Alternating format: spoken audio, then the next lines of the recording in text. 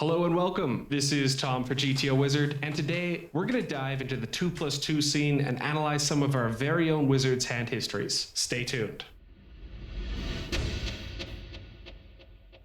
We asked 2+2 to send us the most interesting hand histories to be analyzed in a GTO Wizard video, and today we're going to do just that. This first hand comes to us from New Guy here, who's battling it out in the 50 NL streets. Let's dive right in.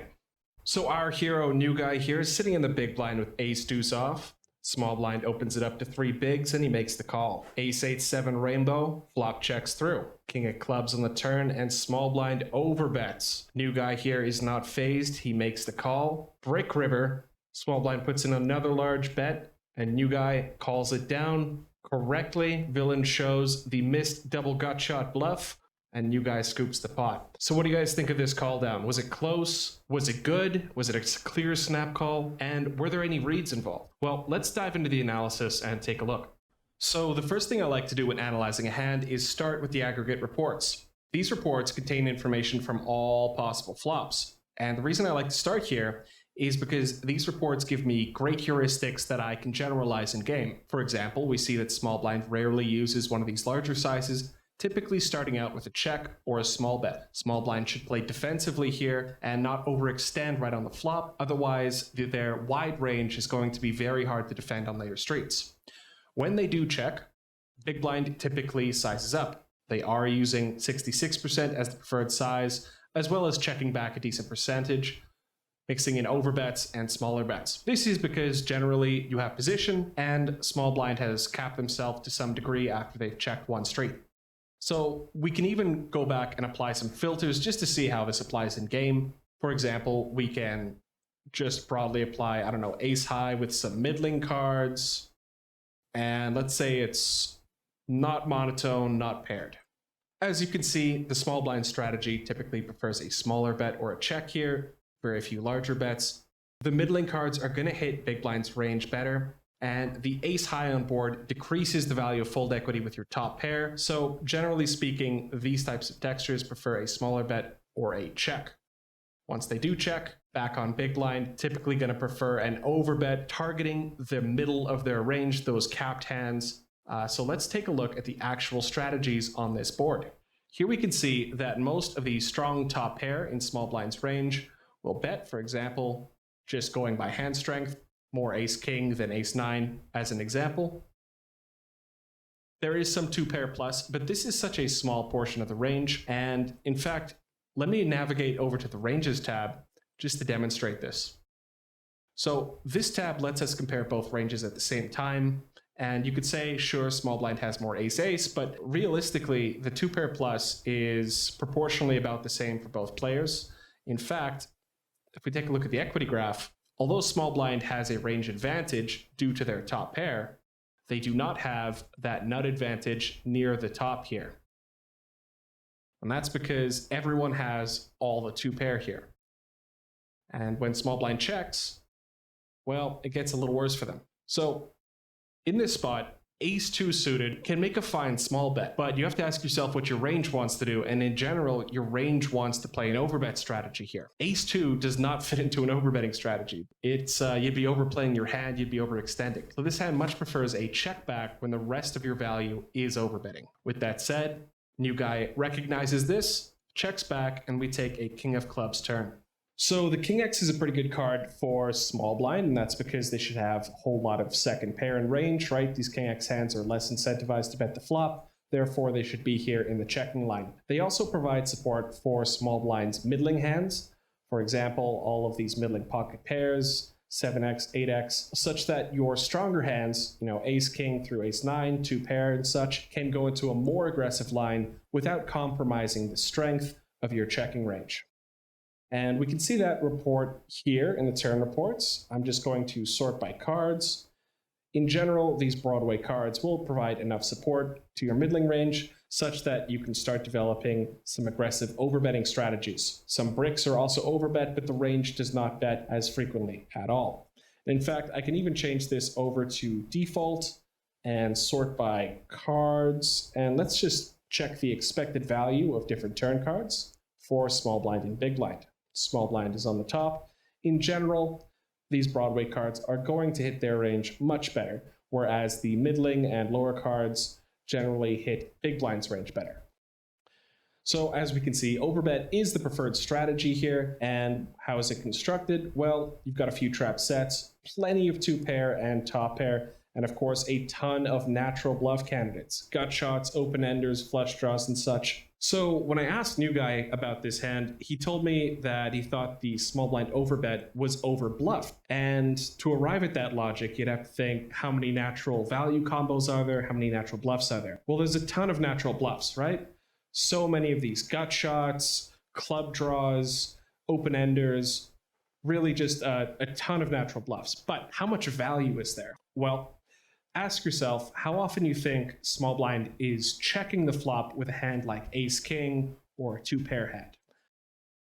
Because if they don't have these hands in range, then all they're left with is the natural bluffs or like an overplayed weak ace-x middling type hand. So given this read, New Guy figured that this turn overbet line was overbluffed and planned to call it down on most runouts. Now, obviously, top pair, easy call on the turn. You should call all your top pair. If you start folding this, you're folding too wide and you can just get blasted off your equity by bluffs. You become exploitable. Even second pair should be calling this overbet, particularly second pair that does not block the natural bluff candidates. For example, King 2 doesn't block any of those gut shots or open-enders, whereas King 10 does and will therefore have less equity. Of course, he makes an easy call and we'll take a river.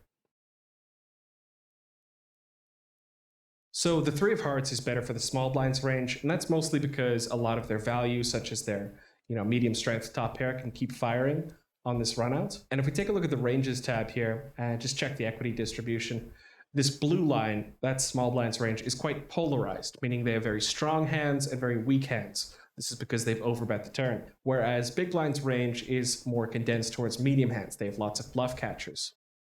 So facing this bet, you have to ask yourself, what's a good call? And we can see that a lot of 2-pair, second pair, third pair, even low pair, all exist on this long flat green line, indicating they're all very close to indifferent.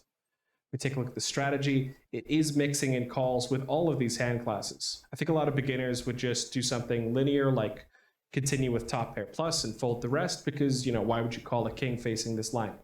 Or why would you call, anything weak facing this line? But you have to ask yourself what your opponent is bluffing with and what they're value betting. This line is representing very strong value.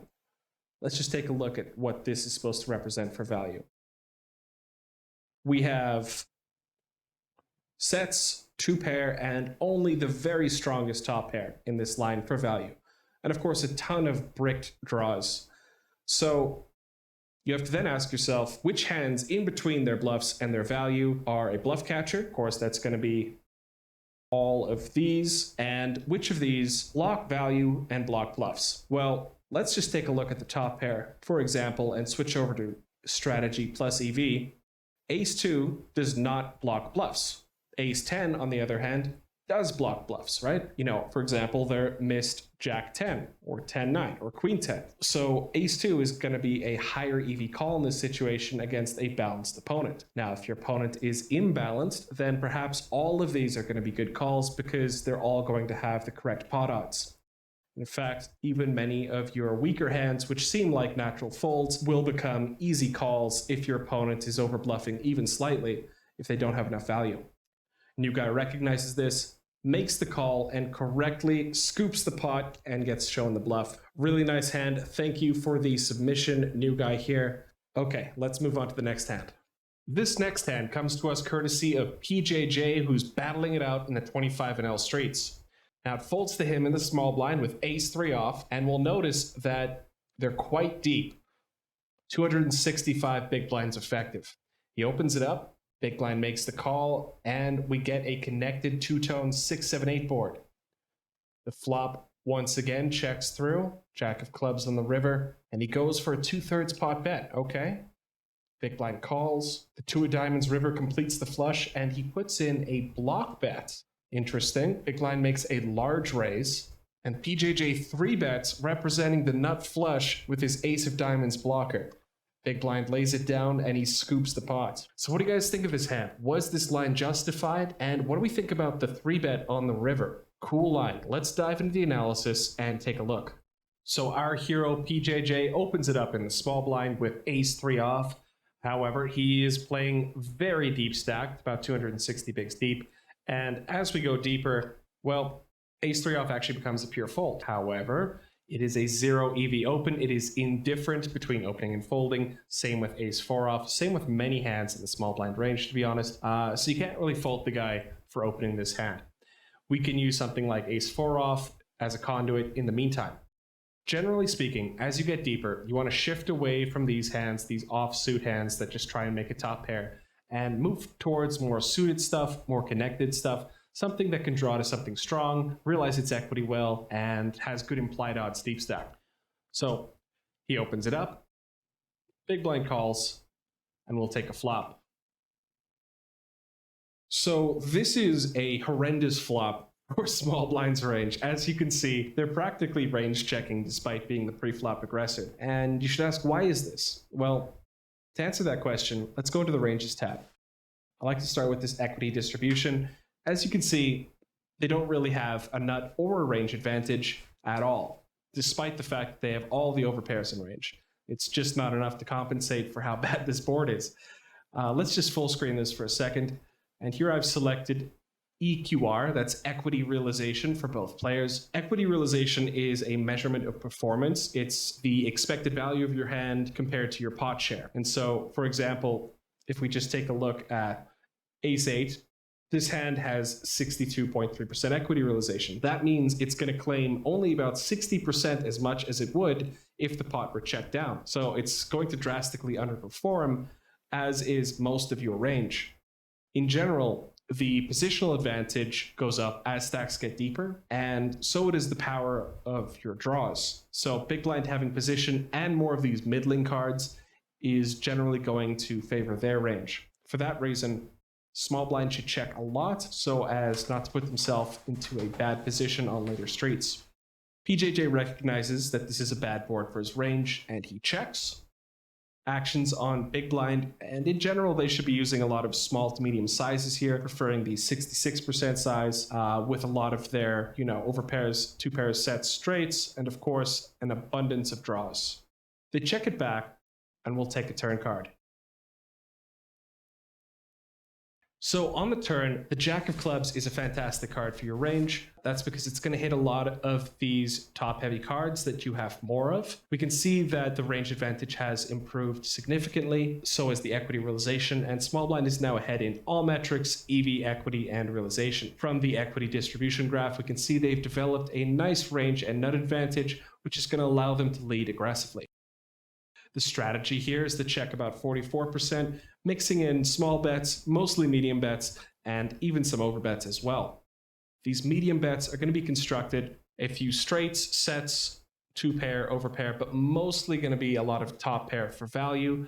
And we can see in the filters tab that most of these made hands are going to be doing betting, right? You're only going to be checking about 20% of the time with top pair plus on such a dynamic board, especially when you have enough nutted hands to develop an aggressive attack here. From the reports tab, here I'm just going to group by cards, and I've selected the expected value. We can see that these larger cards, 9s through ace, tend to benefit the small blinds range, whereas the lower cards generally benefit the big blinds range, which should make sense as we're the pre-flop aggressor. So PJJ leads out with ace-4, and the next question is this a good hand to lead with? Well, sorry, he has ace-3, but we'll use ace-4 as a conduit. Generally, the stuff with a diamond is what you want to be betting with here when you have ace-high, and if we just filter for leading diamond combos and ace-high and even king-high, you can see that these are going to be betting quite aggressively as you block the diamonds, which means you're going to get more folds. It also means you can represent a flush on later streets, and your outs are cleaner, meaning you can hit top pair without also completing villain's flush draws. So PJJ recognizes this is a decent card for his range. He likes his diamond blocker. He goes for the 2/3 size. And villain facing this size should be doing a little bit of raising, but mostly going to be just calling here. We can see what the thresholds are. It's important to identify, what can you be folding here? Well, you shouldn't be folding 8x at this point. It's just too early in a BVB situation. The threshold is going to be some third pair and lower pairs as well. Something interesting that you might notice with the low pair is that it's folding a lot of the ace-x, ace-6 and king-6, but it's calling some of the lower stuff. And that's just because these hands, first of all, block fewer bluffs, and second of all, have more draw potential. So big blind makes the call, and we'll take a river.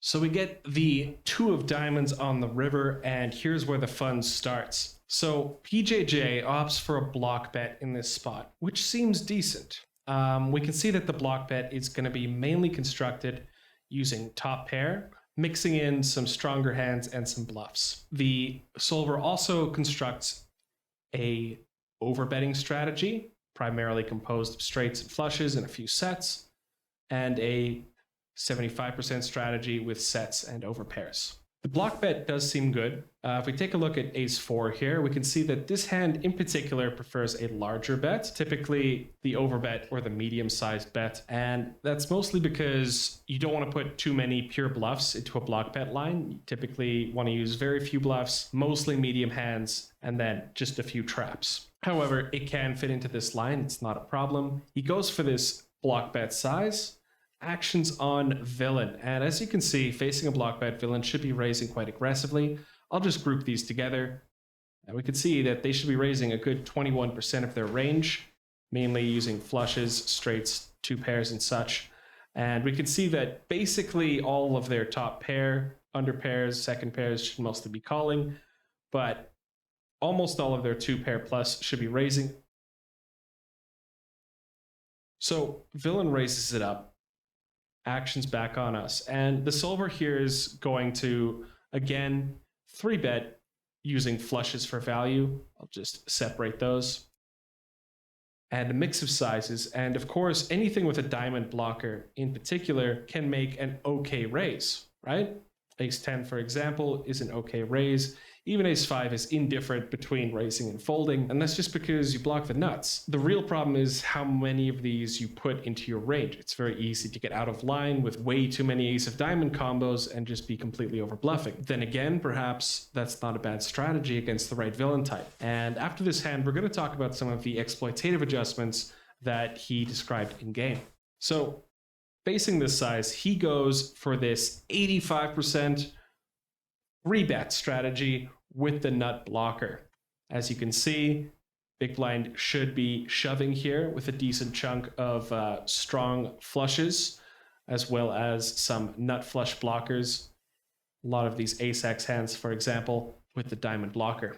In the end, big blind folds, and our hero PJJ takes it down with a brave 3-bet on the river. Nicely played. So let's discuss some of the interesting adaptations and exploits he made in game and compare that to the strategy. So the first adjustment he made was pre-flop. Now obviously he opened a hand that isn't technically an open, but he's informed me that according to his research, the 25 and L pool does not raise nearly enough facing this open. Big blind should be raising something like 17 to 20% of their range in this spot, but if they're not raising enough, then all of a sudden, a lot of these indifferent hands or these close decisions become a pure open, simply because you're going to be able to realize your equity. On the flop, he did say that he sensed this was probably a range check spot, although he wasn't quite sure. And he had expressed to me that villain had some history, and he knows this guy likes to stab quite often. So he was quite surprised to see this check back on the flop, and therefore on the turn expected villain's range to be quite capped. So the turn bet is somewhat exploitative in that he thinks villain is not going to be checking back enough of these strong holdings, right? Sets, straights, 2 pairs, over pairs. A lot of these strong holdings, he just expects villain to bet, which would therefore increase the EV of bluffing with ace-4. And that's certainly a fine assumption if you think villain has capped themselves, and if so, you can even size up, right? You could even go for an overbet line, given that they won't have enough nutted hands to counter that strategy. On the river, he expressed that he thought villain's range would be quite capped and almost any bet would be profitable here, and he said he wanted to split his strategy between a small and a large size. He said that the smaller bet might overperform because he thinks villain will overfold to it relative to the sizing, which makes sense from an MDF perspective, if you assume they're capped. Facing the raise, he decided that he was going to 3-bet any ace of diamonds because he didn't think villain would call with the appropriate range. And if we see what villain is supposed to be calling this 3-bet with, well, we can take a quick look. He is actually indifferent with a bunch of hands, even some top pairs, 2 pairs, sets, straights. A lot of hands have to mix in calls in order to reach the minimum defense frequency. And if they're not finding those, raise calls, it's going to be quite difficult to defend properly. Of course, one caveat is that if villain is, raising too value heavy, then of course this line isn't as good. But holding the nut flush blocker does reduce a lot of his strongest flushes in range. So overall, I like his play and I like these exploitative adjustments. And I think you played it pretty well. Thank you so much for the submission, PJJ. Nice hand and very brave 3-bet on the river for the win. All right, that's it for the video, guys. We hope you enjoyed this content. If you'd like to see more like it, some more user-submitted hand history analysis, let us know. We'd be happy to do it again. If you want to discuss the theory, please join our Discord, link in the description. We love to